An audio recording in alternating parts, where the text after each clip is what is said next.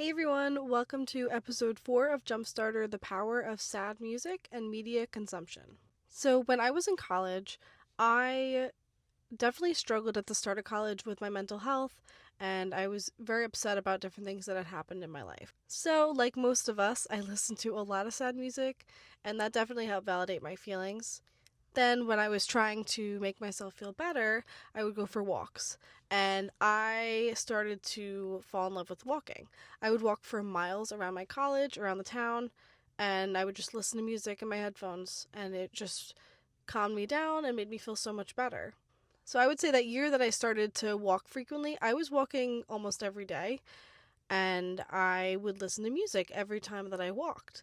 And the playlists that I had back in the day were kind of like a jumble of all different kinds of songs, but most of the music in those playlists was sad music. I like sad music, and I felt like that was what I connected with at that time, so I was just listening to a playlist full of sad music every single day without really thinking much about it. So here I was doing something that was helping myself, like walking, but I was pairing it with sad music. Now, as time went on, I started to feel better and my life did turn around, but I was still listening to these same sad songs that I had listened to when I was going through a really rough patch. And I found that I was just ruminating in my own thoughts of the sadness that I felt when I was first listening to these songs, when I first started walking. By listening to these same sad songs, it felt like I was forcing myself to be sad for longer when I wasn't really sad anymore. My life had completely changed. Over time, I then realized that what we consume, our music, social media, TV, movies, even books, influences our moods and our emotions.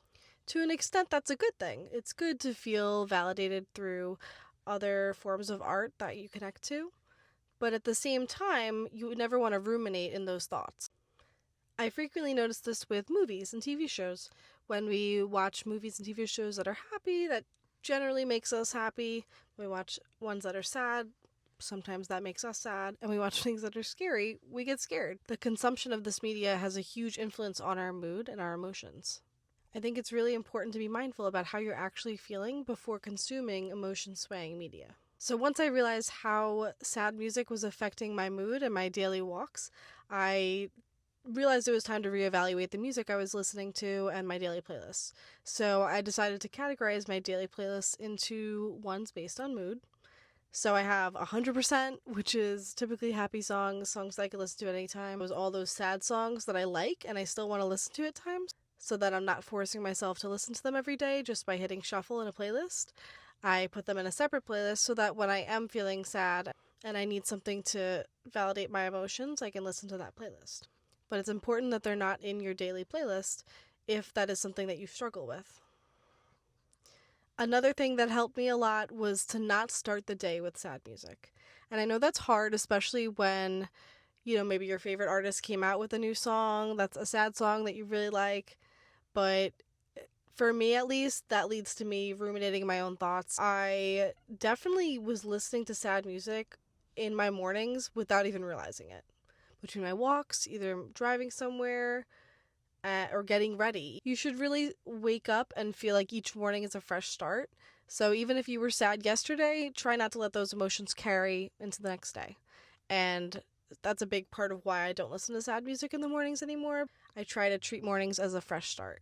Instead, I listen to music that hypes me up or makes me feel really positive and excited to start my day. After seeing how sad music really influenced my mood and my life, I decided to take a look around and really see what else I was consuming. So between movies and TV shows and social media and even books, I definitely reevaluated the type of media that I consume. The other big thing that was influencing my mood was definitely social media. And so I was able to recognize that, and so now I actually delete social media periodically, mainly TikTok. And this was less about influencing my mood. The more I watched other people's lives, the less authentic I felt in my own. I do still have social media, obviously, but I try to use it in a different way than I used to. I look at it more now as building a network, staying close with friends, and finding things that inspire me for my career or in my personal life.